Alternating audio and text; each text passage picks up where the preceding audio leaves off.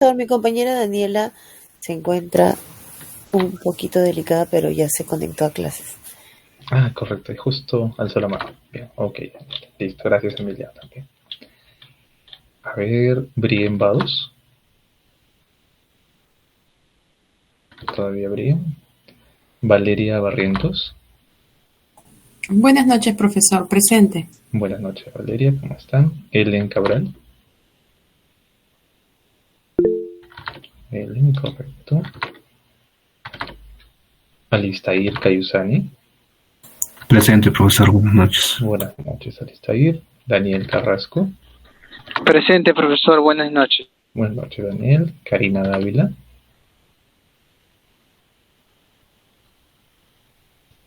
Todavía Karina.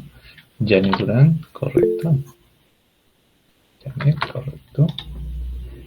Carmen, Emilia García, sí está.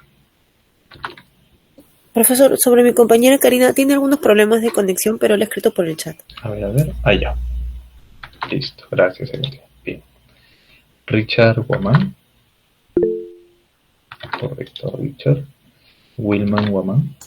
Presente, profesor. Buenas noches. ¿Cómo está, Wilman? Bien. Yendi Huasco. Presente, profesor. Buenas noches. ¿Cómo estás, Yendi? Buenas noches. Marisol Malqui. Presente, profesor. Buenas noches. Buenas noches, Marisol. Blanca Marín. Presente, profesor. Buenas noches. Buenas noches, Blanca. Silvia Mego. Buenas noches, profesor. Presente. Correcto, gracias, Silvia. Carlos Milla. Buenas noches, profesor. Presente. ¿Cómo estás, Carlos? Buenas noches. Yadira Montenegro. Buenas noches, profesor. Presente. ¿Cómo está, Yadira? Joana Nunayaye. Presente, profesor. Buenas noches. Buenas noches, Joana. Claudia Focori. Correcto, Claudia. Desiree Cifuentes. Buenas noches, profesor. Presente. ¿Cómo estás, Desiree? Gianmarco Simón. Correcto, Gianmarco. Correcto, Gianmarco. Tatiana Turpo. Presente, profesor. Buenas noches. ¿Cómo estás, Tatiana? Pedro Urbano. Presente, profesor. Buenas noches. ¿Cómo estás, Pedro? Claudia Villarrubia. Presente, profesor. Buenas noches. Buenas noches, Claudia. Edgar Villaseca. Todavía Edgar. Ok. Y Brien, todavía también, ¿no? Ya, ok. Bien. Bien, chicos, entonces el día de hoy tenemos exactamente 39 minutos para poder avanzar lo más rápido posible. Ese es el horario que tenemos de recuperación. De igual manera, el día de mañana también tenemos clase, así que vamos a continuar con ello. Correcto. A ver, voy a compartir pantalla. A ver, listo. Bien, nosotros en la clase anterior estábamos entrando a la figura del modelo de gestión documental y la intención del modelo, como mencionábamos, era poder comprender los diferentes escenarios que necesita para poder interactuar, ¿sí? Que se necesitan para poder gestionar documentos, tratar los documentos y tratarlos eficientemente, de modo que podamos garantizar que sirvan como evidencias a largo plazo, si es el caso, o al menos hasta que sean inicie su procedimiento de eliminación y sean destruidos.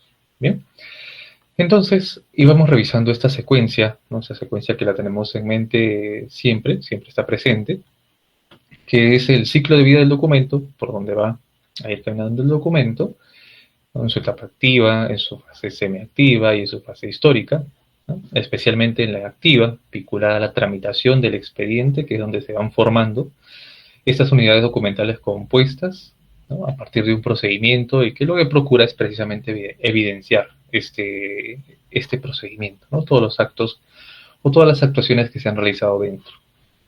Bien, y después para pasar a una fase semiactiva, ¿no? Que podía estar marcada o ubicada físicamente en lo que nosotros entendemos como nivel o tipo de archivo central. Bien, entonces, estas consideraciones las tenemos en cuenta y para efectos de el traspaso de custodia de la documentación, utilizamos el procedimiento de transferencia, ¿sí? Entonces, cada vez que había una, valga la redundancia, una transferencia de documentación, teníamos que aplicar un principio específico, perdón, un procedimiento específico. Estos procedimientos podían ser de dos tipos. En las transferencias dentro de la teoría, pueden existir transferencias primarias, son transferencias que se realizan al interior de una institución, y una transferencia secundaria, entendida como aquella transferencia que ocurre de la institución hacia lo que vendría a ser el Archivo General de la Nación o el archivo regional en nuestro país. Bien, entonces, en este marco nosotros tenemos que poder articular los procedimientos de gestión documental. Un primer procedimiento que vamos identificando es el de transferencia propiamente, ¿verdad? Cada vez que exista un traspaso o un traslado de custodia, de responsabilidad de la documentación, va a existir una transferencia necesariamente. ¿Bien? Y cuando nos refiramos a la fase activa de la documentación, ¿no? Vamos a encontrarlo en términos de expediente como su tramitación o el proceso durante el cual se está tramitando cualquiera de los actos. ¿Bien? A partir de la fase semiactiva cambia, ¿no? Ya no hablamos de una producción de documentos, ya no hablamos de una tramitación de los documentos en un procedimiento, sino ya hablamos específicamente de la capacidad que debe tener esos ambientes, ¿no? Sea electrónico o sea físico, para poder conservar y para poder también dar acceso, ¿no? Un acceso controlado a esa documentación. ¿Bien? Y es por ello que hemos de tener clara esa secuencia, ¿sí? La secuencia de la fase activa, semiactiva, histórica y las transferencias primaria y secundaria. Porque el modelo nos va a exigir que mantengamos una sola ruta, ¿sí? Una sola secuencia o una secuencia lineal sobre la producción de los documentos o la gestión de los documentos. Pero la particularidad reside en que cada vez que nosotros vamos formando un expediente, ¿no? Todos estos procedimientos que hemos revisado, ¿no? El de creación, captura, almacenamiento, acceso, principalmente, van a ocurrir de forma cíclica para todos los documentos que se van a ir produciendo en ese expediente, en la fase activa. ¿Sí? Entonces, vamos a tener procedimientos específicamente, ¿ya?, que se aplican durante la fase activa y que ya no se van a aplicar posteriormente. ¿Sí? Por ejemplo, cuando nosotros nos centramos en esta fase activa, que es ahora donde vamos a apuntar en mayor recurrencia, ¿sí?, es donde vamos a aplicar una mayor cantidad de procedimientos, de los cuales hemos revisado. Como es la creación, porque es durante la tramitación del expediente, es durante la formación de esta unidad documental compuesta, que el documento empieza a existir. ¿Sí? Entonces aquí se crea, aquí se describe y se capturan los documentos en nuestro sistema, se clasifica, se almacena, es decir, por así decirlo, se empieza a tener la custodia del documento, luego se empieza a controlar el acceso y el uso. ¿Bien? Entonces, estos procedimientos, de forma específica, van a ocurrir de forma central en la fase activa del documento. ¿Bien? Y estos procedimientos van a ocurrir, a su vez, para cada uno de los documentos que se están produciendo en el expediente. ¿Sí? Cada uno, ¿no?, cada documentito que se va generando en el expediente va a ser creado, va a ser descrito, capturado, clasificado, almacenado, es decir, va a encontrarse en un espacio físico y se va a tener que dar acceso o consulta a este documento dentro del expediente.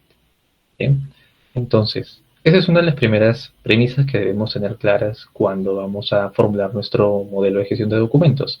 Hay procedimientos que se aplican específicamente en la fase activa que no se van a aplicar en el resto de fases.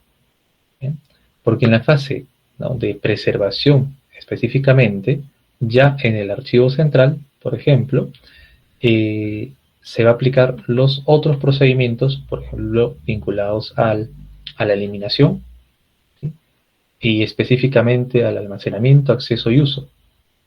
¿Sí? El propósito es que ya encontrándose en el archivo central, sean documentos en papel o sean en un repositorio específicamente, ya no tenemos la necesidad de que se clasifique, porque ya desde que han sido tramitados, esta documentación debió clasificarse adecuadamente su expediente, y este expediente debió haberse clasificado también, a su vez, ¿no?, en la serie documental que le corresponde.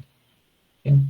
De modo que todo lo que se va transfiriendo, ¿no?, cuando llegue a este punto, cuando se termina el procedimiento, ¿no?, y se produzca el último documento, ¿no?, y se cierre, que cuando termina el procedimiento se cierra el expediente,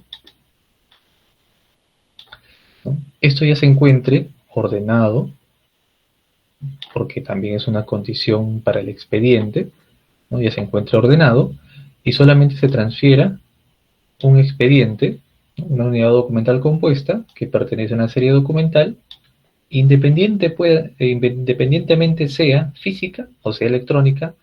Ese es el objetivo, ese es el objeto. Entonces, por ello, cuando nosotros durante el desarrollo de la política hacíamos mención o precisábamos que existen actividades recurrentes que son distintas a aquellas actividades que probablemente no se realizaron en algún momento y las tengamos que regularizar. Bien, pero la regularización no implica que debamos normalizarlas, ¿sí? Lo más adecuado es abordar este tipo de regularizaciones como proyectos, ¿no?, como proyectos independientes. ¿A qué nos referimos, profesor? Por ejemplo, si nosotros asumimos que nuestra realidad debe apuntar a una producción ordenada, donde se forme un expediente que va a encontrarse ya clasificado en su serie documental, y cuando tenga que transferirse, se va a transferir a mi archivo central y yo voy a verificar que se encuentre íntegramente, ¿no?, completo, toda la validación y el control que necesito, ¿bien?, y pase, ¿bien?, puedo tener la realidad no idónea, ¿no?, en la que llego a una institución y la institución no ha realizado este proceso previo, ¿no?, y lo que tenemos en nuestra realidad va a ser mucha documentación, ¿no?, no clasificada, no ordenada, no descrita, ni siquiera con la posibilidad de saber si es accesible a cualquier, ¿no?, a cualquier público, si es información pública, o si se trata de documentación que deba ser solamente consultada por especialistas en la oficina, ¿no? Y posiblemente esa sea la realidad en muchos de los casos, ¿no?, por las prácticas, precisamente por no haber concebido el orden desde el inicio. Ante este tipo de situaciones, las propuestas están referidas no a normalizar, es decir, no a empezar a señalarles a las oficinas que, bueno, no importa que continúen con esa mecánica, sino tener un corte y a partir del cual empezar a plantear proyectos que se puedan solucionar sobre ese problema específico y delimitado. ¿Bien? Pero implica a su vez que ya vayamos trabajando con las indicaciones sobre cómo formar su expediente para que no esperen, ¿no?, al desorden antes de realizar una transferencia. ¿Bien? Entonces, cuando tenemos ese tipo de situaciones, pues tenemos mucha documentación por organizar, mucha documentación por transferir, mucha documentación por describir, y no solamente en los archivos de gestión o archivos periféricos pendientes de transferencia al archivo central, sino también en el mismo archivo central podemos haber recibido, ¿no?, por fuerza, estrategia o política, podemos haberlo recibido y nos lo tengamos allí almacenado y tengamos que también abordarlo. ¿Bien? Cuando decimos no normalicemos, nos señalamos a que todo ese cúmulo de documentos que se encuentran pendientes de procesar, ¿no?, de clasificar, de organizar, tienen que ser abordados en un proyecto específico. Va a ser un proyecto de organización o de clasificación. Entonces, delimitar cuánto tiempo o en cuánto tiempo se va a poder resolver para que pueda el problema ser atendido en un solo, digamos, en un solo sprint, ¿no?, y no tener que a largo plazo seguir cargando con un desorden, ¿no?, que a su vez el desorden en este caso va a traer como consecuencia que no ubiquemos documentos, que no podamos recuperarlos y en su defecto que no se pueda brindar ningún tipo de atención a los ciudadanos o a los usuarios que necesitan de esa documentación o de esa información. ¿Bien?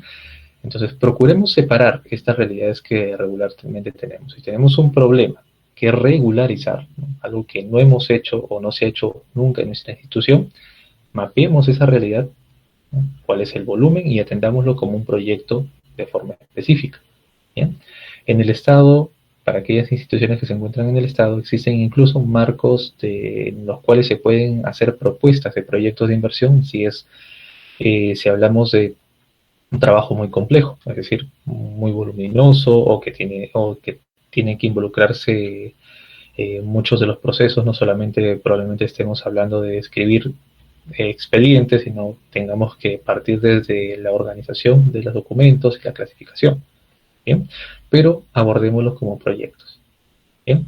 Entonces, al mismo tiempo, vamos ordenando, ¿no?, coloquialmente ordenando la casa sobre cómo se debe producir documentación. ¿Bien? Y ahí viene precisamente nuestro trabajo.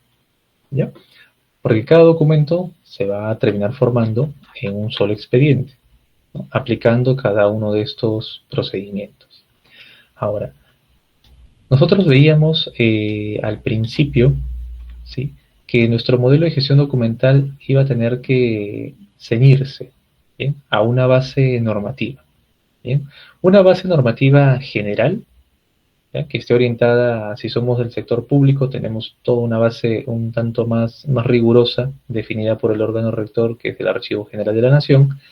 Si somos de una organización privada, no tenemos las obligaciones, ¿no?, como tienen las entidades públicas, en el mismo volumen, pero sí podemos realizar la implementación de normas o estándares internacionales, ¿no?, que ya los hemos podido revisar. Esto sí se puede hacer. Entonces, es empezar a identificar cuál es nuestra base, ¿no?, nuestra referencia directa sobre qué debemos ir aplicando. ¿Bien? Entonces, para cada procedimiento, de acuerdo a lo que involucra este procedimiento, es importante identificar cuál es nuestro marco normativo, ¿sí?, nuestra base normativa. De modo que podamos ir identificando a su vez esas obligaciones específicas para cada procedimiento. ¿Ya? Entonces, si nosotros, por ejemplo, queremos identificar, ¿sí?, el marco normativo general, y nos encontramos en una entidad pública, y queremos identificar el marco normativo para crear documentos, ¿sí?, ¿qué normativa tendríamos en cuenta, ¿no? Recuerden que nosotros ya hemos repasado también el marco normativo. ¿Qué norma deberíamos tener en cuenta donde se mencione o se precise la creación de documentos si nos encontramos en una entidad pública, ¿no?, de las normas que hemos revisado?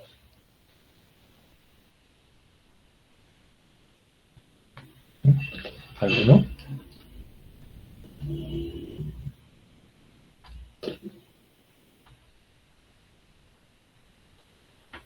¿Alguno? Cuando nosotros creamos documentos, para aquellos que se encuentren en las entidades públicas, ya existen marcos normativos para efectos de la creación. Cuando nosotros creamos, Daniel, el procedimiento administrativo, ¿bien? ¿Sí? Específicamente en qué tema, no artículo, no numeral, pero en qué materia el procedimiento administrativo general, por ejemplo, que es la Ley 27444, en su texto único ordenado, nos daría, ¿no?, una condición o una obligación para crear documentos.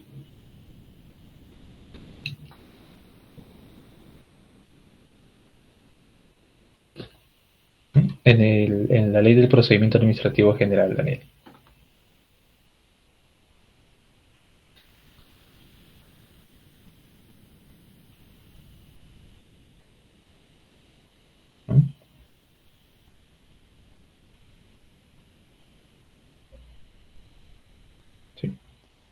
La cita de la norma es correcta, ¿ya?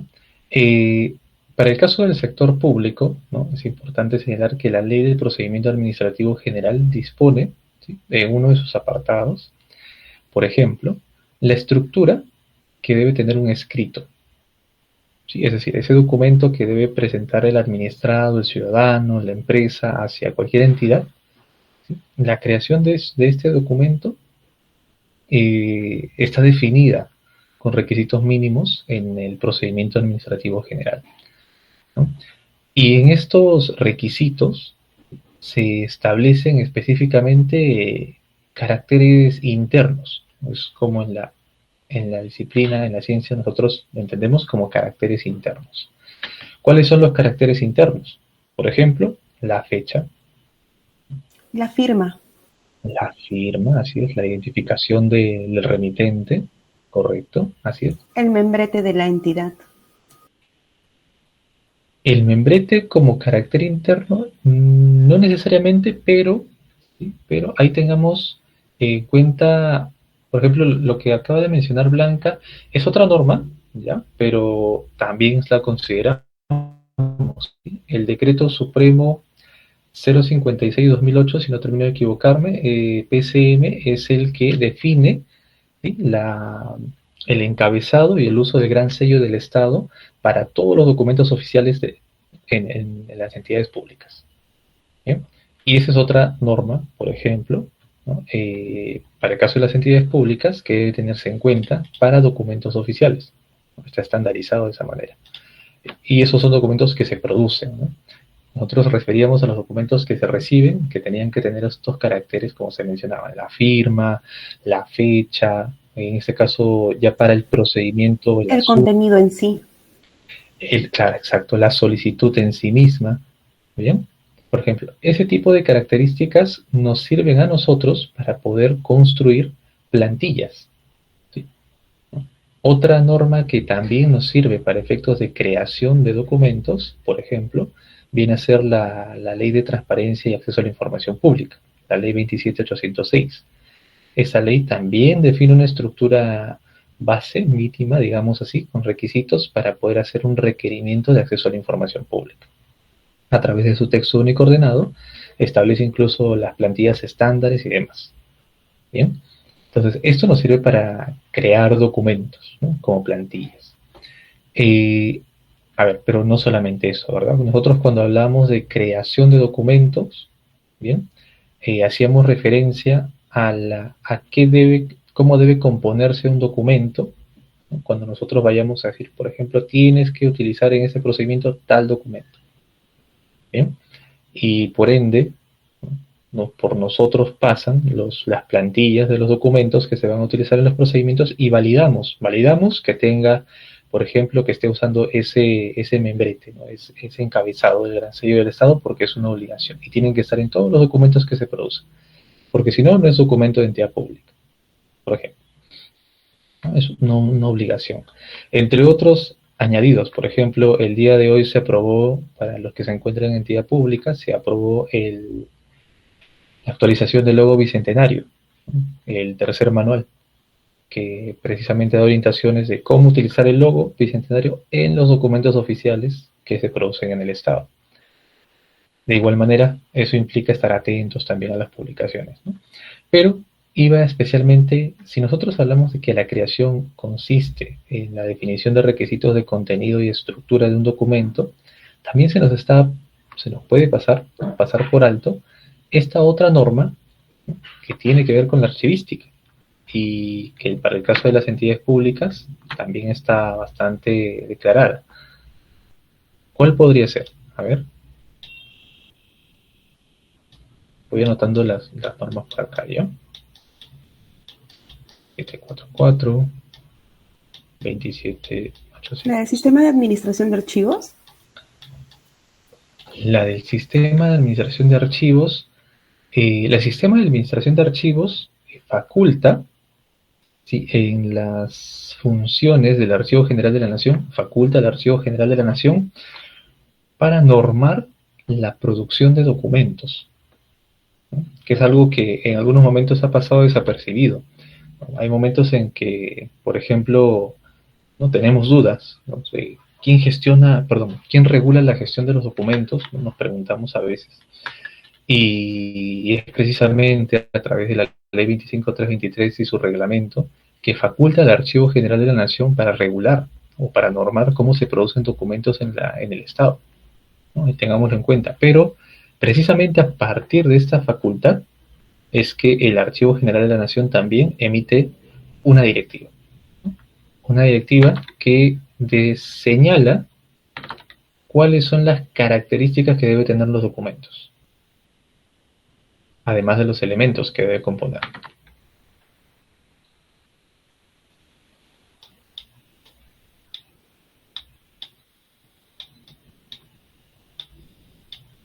¿Se acuerdan? Uy, chicos. Es que son muchas normas, profesor. Es cierto, pero repasemos, ¿no? Al menos para aquellos que van a estar trabajando en el Estado o apuntan a trabajar en el Estado, sí va a ser importante hacer ese repaso, ¿no? Porque cada vez que nosotros hagamos una propuesta, necesitamos citar por qué, ¿no?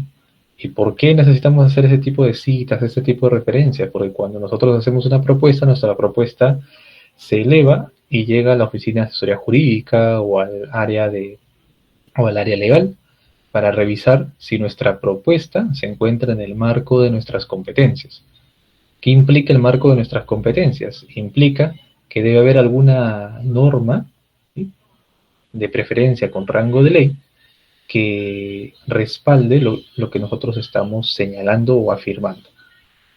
Entonces, si no citamos esas normas, estos numerales, podemos tener no las de perder, pero sí las observaciones en su momento, ¿no? Por eso, repasemos. Tanto para aquellos que se encuentran en entidades públicas, digamos que la carga es un poquito más, porque es repasar las normas nacionales y repasar los estándares internacionales, ¿no?, para no desactualizarnos también allí, ¿no?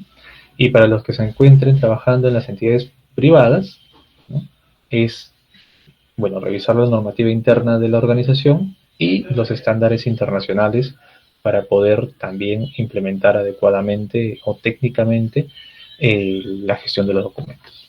Bien, tengámoslo en cuenta en ambos casos. Bien, entonces, recordamos la norma. A ver, Daniel comenta la de administración de archivos. La de administración de archivos, Daniel, la norma actual, la del 2023, alude al procedimiento de creación y en esa parte, claro, estamos correctos. Aquí tendríamos que señalar esa directiva, ¿no?, que es la resolución jefatural. A ver, ¿quién recuerda? La 001-2023. Creo que es la 27, o la 27. No recuerdo. A ver, resolución, creo que es la 107. Cerca, a ver, 107. La resolución 107 de 2023 es la que aprueba la directiva de administración de archivos, que en uno de sus apartados precisa el procedimiento de creación. ¿Sí? El procedimiento de creación de documentos. La norma de administración de archivos este año se actualizó y precisamente es la cantidad de elementos, de componentes que hemos ido viendo en el sistema institucional de archivos son los que también se han actualizado. ¿Bien? Con respecto a la norma del año 2019, ¿no?, cuando se aludía a la administración de archivos y solamente se hacía precisión de los archivos, gestión, central, periférico, desconcentrado. No, perdón, periférico no, por ejemplo, se había retirado y estaba solamente el desconcentrado. Está claro, ¿no?, que si nosotros hablamos solamente de archivos, vamos a mantener, ¿no?, la premisa de que recién cuando se encuentren en los archivos o se encuentren archivados, la documentación tiene que ser ordenada, tiene que ser tratada, y no antes. ¿Bien? Esa sería esa era la comunicación que teníamos en aquel momento con la norma. Con la norma del año actualizada este año, en el 2023, entre marzo y abril, si no termino de equivocarme, a ver. En abril, el 20 de abril, ¿bien?, se compone la figura de sistema, ¿no? Esta figura de sistema que no solamente viene siendo tratada en el ámbito o en materia archivística o en la de gestión de documentos, sino que ya antes, ¿no?, varios otros sistemas que existen en nuestro país ya venían abordando la figura del sistema como una articulación institucional y no como un apartado específico, ¿no?, que regularmente se suele perder, ¿no? Es por ello que, o la más notoria sobre este punto ha sido el sistema de control interno, por ejemplo, ¿no? Desde su implementación a partir del año 2016 con sus directivas, logra precisamente abordar el enfoque institucional del control interno, ¿no? Entonces, esa fue una de las primeras formas de implementación. La gestión o el gobierno digital, ¿no?, la transformación digital, también ha procurado abordar una visión institucional, holística, pero a nivel institucional, que converse con un sistema nacional, ¿no? Lo mismo se ha procurado este año con la norma del Sistema Institucional de Archivos.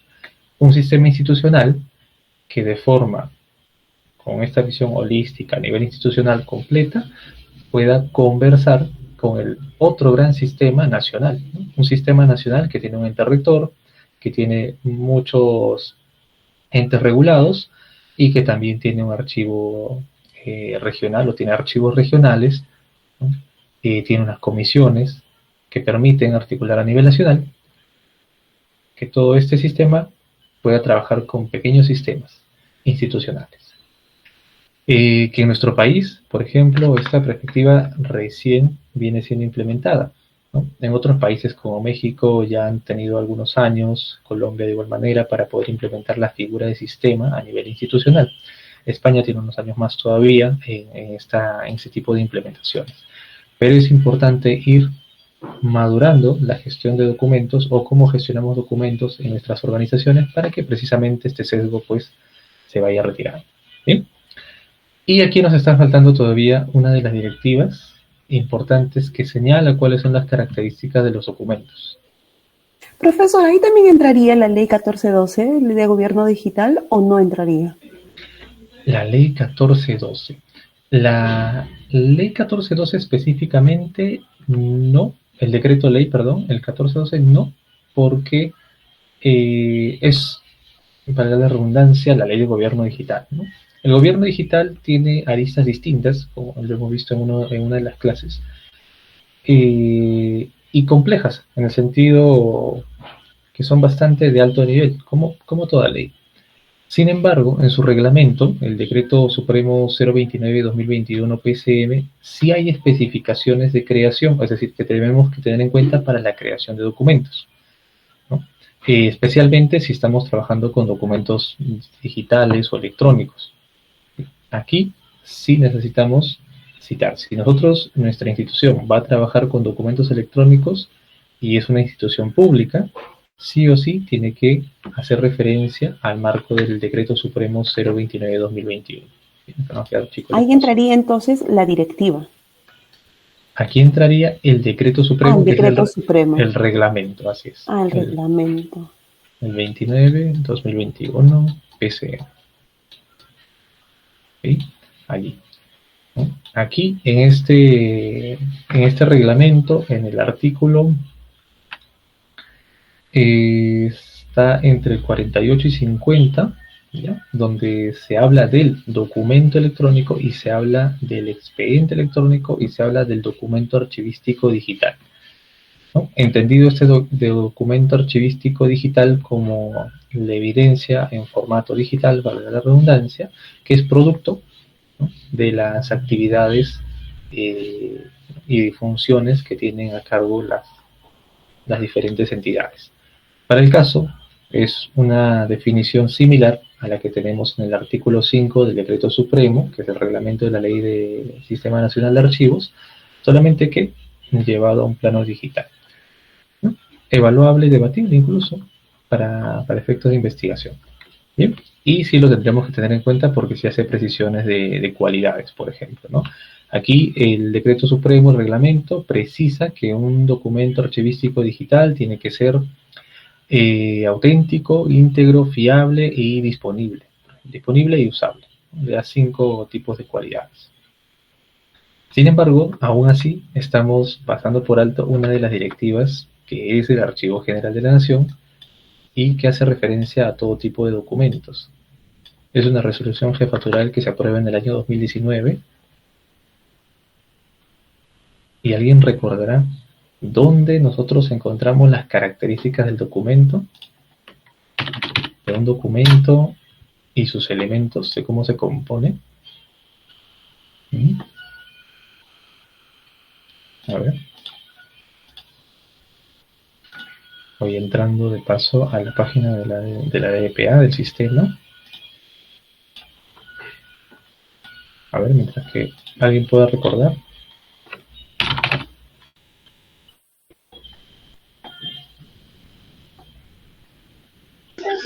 Que fue aprobado en el 2019, dice el profesor.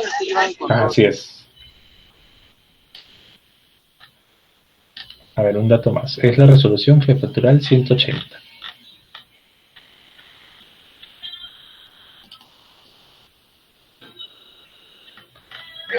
¿De organización, De organización, así es. ¿Por qué de organización? Aquí les muestro, a ver.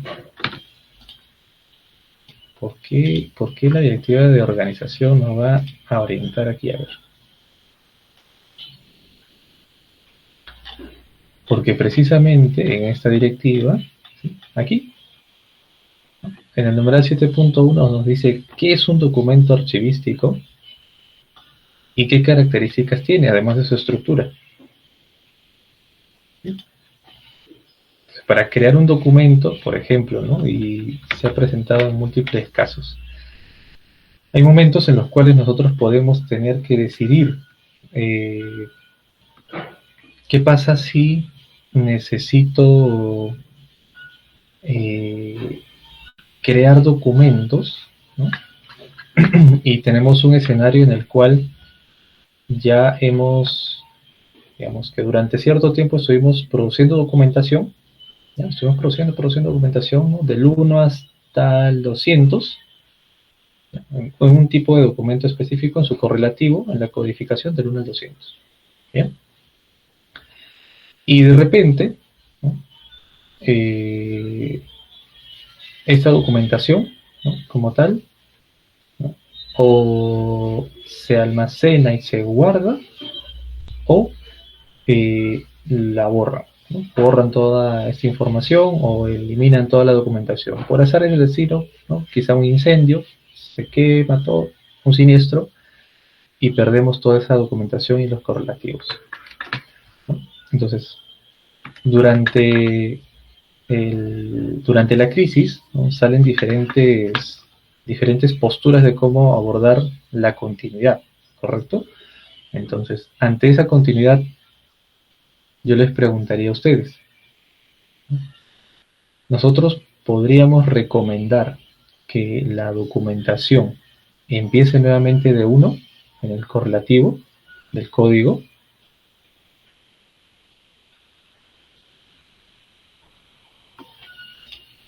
Creo que no. ¿Por qué, Blanca? Porque supuestamente así se haya perdido, haya habido un registro, ¿no? O hay un conocimiento, aunque de repente pueda ser palpable o no, pero hay un conocimiento de que haya sido del 1 al 100, por ejemplo, que se ha perdido, ¿no? Y entonces sería ya a partir del 101. Y igual colocar ahí, rotularlo diciendo del 1 al 100 extraviado. Porque igual ha sido una evidencia. Ya, correcto. Y si lo ponemos en el extremo, ¿no? Somos una institución que no controlaba, digamos, medianamente, y por ende no tenía un reporte de en qué código se quedó, ¿no? En qué correlativo específico se quedó. Entonces, no tenemos conocimiento. De repente estábamos emitiendo documentación, ¿no? Y manejamos tantos tipos de documentos en nuestra área que no sabemos los correlativos. Pongámoslo a ese extremo. Aún así, me voy con el primero hallado. Me iría con eso y vería cuál es el que está más o sea, el digitado mejor, el último código que podría encontrar, ¿no? El menor, así sea 99 o 100, qué sé yo. Entonces miré ahí y de ahí nuevamente partiría adelante. Ok, digamos que tomarías tu última referencia certera. Exacto. Para poder continuar. Okay. Ajá. Ya, a ver, digamos que si son 200, ¿no? En nuestra conciencia, digamos, son 200, pero yo solamente logro identificar con certeza hasta el 99, empiezo en el 100. Esa sería la premisa. Algo así. Profesor, yo no estoy, no me parece correcto esa postura. Yo lo que haría es sugerir que se cree una nueva numeración, pero con un código más. Es decir, 101A, 102A, 103A, por ejemplo, ¿no? Agregarle algo que diferencie a la codificación que se ha perdido, ¿no? Que lo diferencie. Y que también dejar constancia de lo que ha ocurrido, ¿no? Antes de empezar la numeración nuevamente, ¿no? Correcto. ¿Por qué, Daniel? Profesor. Ay, a ver, no, sí, disculpe, profesor. Continúe y después doy mi opinión. Gracias, pues. A ver, Daniel, ¿por qué sería esa la postura? Bueno, pues porque los documentos que se han generado hasta esa numeración ya perdida no pueden ser reemplazados en su código, ¿no? A pesar de que se han perdido. Eso es lo que yo considero, profesor. Gracias, Daniel. Deciré, sí, adelante. Profesor, yo ahí sí de verdad tengo un poco de dudas porque no estoy de acuerdo con ninguno de mis compañeros, porque creo que una numeración es única y no se podría colocar la numeración, porque usted está hablando de correlativos, ¿verdad? Entonces, un 101A no puede haber, porque también sería pues a crear un 101B, un 101C, un 101D. Yo en mi caso, no sé si estoy en lo correcto, pero yo en mi caso agotaría todas las opciones de poder llegar al último correlativo emitido. Entonces, si de repente se han extraviado de manera física, recordemos de que nosotros podemos formar un original, no tenemos un original, pero también hay una copia discúlpeme, me corrijo, nosotros nos quedamos con un cargo pero también el área donde lo hemos emitido se queda con otro que mayormente va junto con la hoja de ruta y esas cosas. Entonces, en mi caso, yo agotaría todos los esfuerzos por encontrar el último emitido de acuerdo a la fecha, porque cada uno va con una fecha, o incluso buscarlo también en el sistema, porque en el SGD se queda registrado el último, o sea, los números que hemos emitido. Tú puedes perder de repente el físico, pero en el sistema va a aparecer el último informe que has generado, porque cuando uno responde un documento, se coloca, ¿no? Y si se creó otro nuevo, y ahí me va a aparecer los números. Profesor. ¿Tiene? Sí, solamente me gustaría aclarar mi posición con respecto a a la creación de un código nuevo. No me refería a crear un 101A, 101B, no, sino solamente diferenciarlo del código anterior. Es decir, yo estoy poniendo de ejemplo una letra, ¿no? Pero podría ser un _1, ¿no? O _2, etcétera. Pero no, o sea, esa codificación quedaría fija, no es que cambiaría la codificación 1, 2, 3 o ABC, no. Solamente se crearía ese código extra para diferenciarlo de la numeración que se ha perdido. Y ahora, yo conozco, por ejemplo, un caso de una institución que trabajaba documentos todo en digital y fue atacada, sufrió un ciberataque y perdió absolutamente todo lo que tenía en el sistema de gestión documental y no había forma de recuperar la documentación, ni siquiera consultar a un sistema de gestión documental porque estaba secuestrada toda la información, y entonces se optó por crear una nueva codificación, pero claro, agregándole este código extra que estoy mencionando. No es un caso real, profesor. Es lo que yo puedo decir. Gracias, correcto. Bien. para no robarles mucho tiempo, sí, Blanca. Y para defender también mi postura, profesor, justo a eso también era lo que yo me refería, era de que, ¿cómo se llama? De que independientemente del año de que pueda haberse perdido el documento, porque no todos los documentos, especialmente tengo entendido que de unos años para atrás todavía no existía el SGD. Entonces, imaginémonos que se hayan incendiado esos documentos que no están registrados. Entonces, ¿cómo nosotros lo hallamos? Si ya no hay forma de que se agotó todas las instancias para poder ubicarlos, ¿cómo hacemos? Entonces es ir hasta el último código encontrado, hallado, palpado, para nosotros poder decir, ya, mira, hasta este número yo tengo. Y de aquí para adelante puedo yo continuarlo. Pero ojo, dejando también la evidencia de que ese tramo está perdido. Entonces para mí eso sería la única solución. Porque después, para hacer una reconstrucción de expedientes, creo que no todas las entidades pueden hacerlo.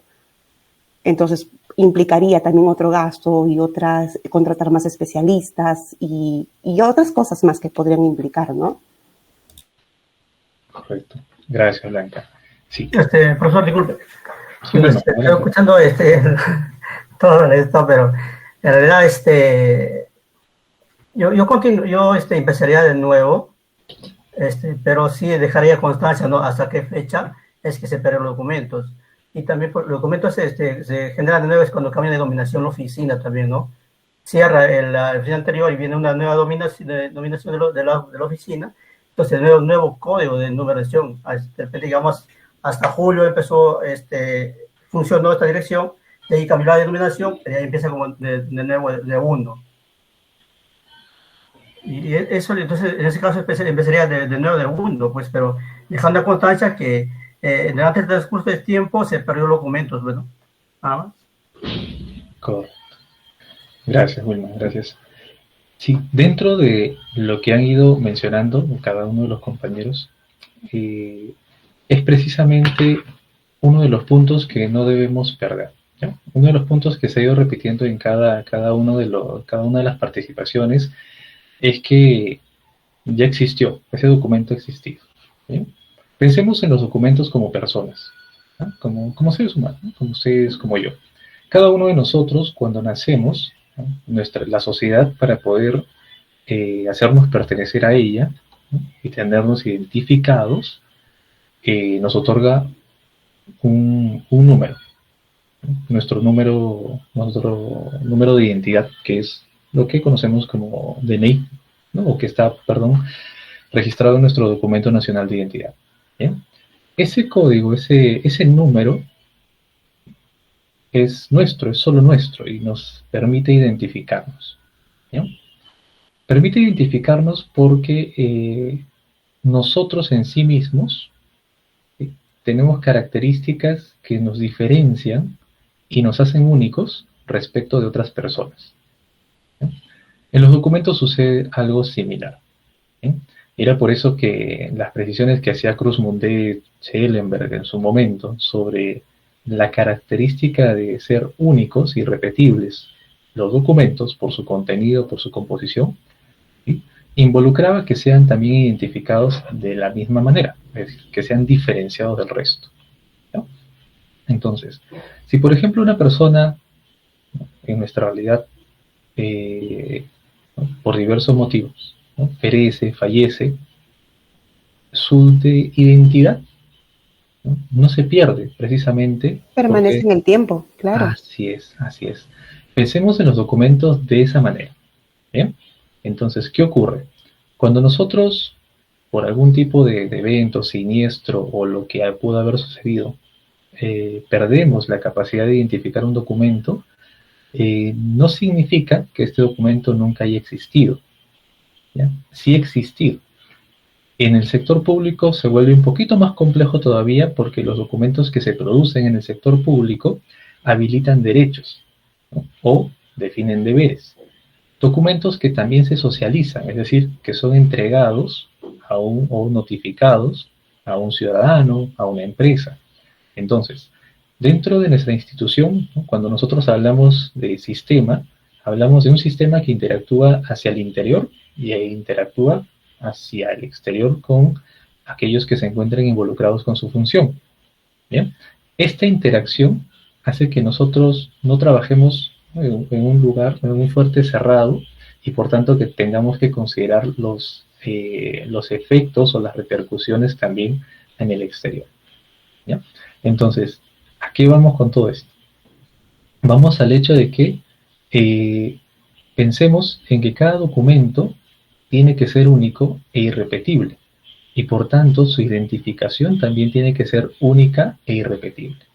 Entonces, cuando precisaban, por ejemplo, que teníamos que poder diferenciarlos de los anteriormente producidos, era procurando garantizar, y es procurando garantizar, esa unicidad, que la vemos justo en pantalla al final, en las características del documento. La última es esa capacidad de ser único del documento y por tanto de identificarse también de forma única. Entonces, por ejemplo, si nosotros tenemos este tipo de siniestros, necesitamos que el nuevo documento se diferencie del resto, ¿ya? Ahora, esto no solamente se aplica, y es cierto que la archivística utiliza otro tipo de disciplinas, otro tipo de ciencias para poder actuar, implementarse, como es la ciencia administrativa, ¿no? O el derecho administrativo, ¿no? En el derecho administrativo, del cual se deriva la figura de los procedimientos administrativos, los procedimientos judiciales y demás, bien, se ha evaluado también durante mucho tiempo la necesidad, ¿no?, de que todo expediente, es decir, toda evidencia de actuaciones, también sea unívoca, ¿sí? Es decir, que también exista solamente un expediente y no exista otro más con la misma capacidad de identificarlos, ¿sí?, con el mismo código de identificación. Bien, entonces necesariamente estamos condicionados a que existan nuevas identificaciones, ¿sí?, para esos documentos y para esos expedientes, en el caso no sepamos nuevamente de ellos. Ahora, los otros efectos de poder hacer, por ejemplo, hacer una búsqueda para poder identificar dónde está, dónde se quedó, definitivamente son actividades previas que se tienen que agotar, se tiene que realizar, se tienen que agotar sí o sí, para no pasar a este rango de continuidad o estas acciones de continuidad que sería definir una nueva codificación. Si nosotros podemos definir procedimientos de recuperación, que es lo adecuado, es lo ideal, si nos encontramos gestionando documentos digitales, no solamente es ideal, es obligatorio, ¿sí?, es una condición. No podemos eximirnos, no podemos retirarnos ni alejarnos de la seguridad informática si es que nuestra institución está trabajando con documentos digitales o documentos electrónicos. Recuerden, ¿no?, cada profesión, cada profesional ve la información de una forma distinta y necesitamos nosotros también definir cuáles son las posiciones sobre el documento como evidencia y no solamente como información de un solo momento. Bien, entonces, bien, vayamos con ello y continuamos en la próxima clase. Ha estado interesantes las participaciones y de igual manera, bueno, nos vemos mañana todavía a las 8:25. No sé si alguien tendrá algo adicional. Profesor, disculpe. Sí, ya. Sí, realista, por favor. Sí, ya. Profesor, ya lleva unos minutos. No te preocupes, a ver. Edgar, ¿Brien se habrá incorporado? Sí, profesor, me conecté unos minutos tarde, pero estuve en la casa. Vale, listo. Bien, entonces seríamos todos. Bien, chicos, entonces muchas gracias nuevamente por la atención y nos veríamos hasta el día de mañana a las 8:25. Gracias. Hasta mañana, profesor. Hasta mañana. Gracias. Hasta mañana, profesor. Gracias. Hasta mañana, profesor.